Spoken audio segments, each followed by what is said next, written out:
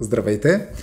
Днес бих искал да засегна темата какво би се случило в случаите, в които употребявате наркотици и след това шофирате.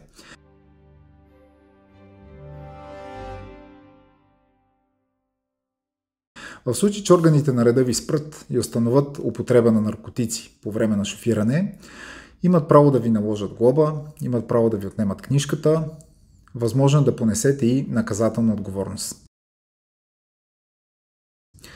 На въпросите дали имате право да откажете даването на кръвна проба или изследване на място при спиране за проверка, имате право, но закона и тогава е предвидил неблагоприятни последици за вас.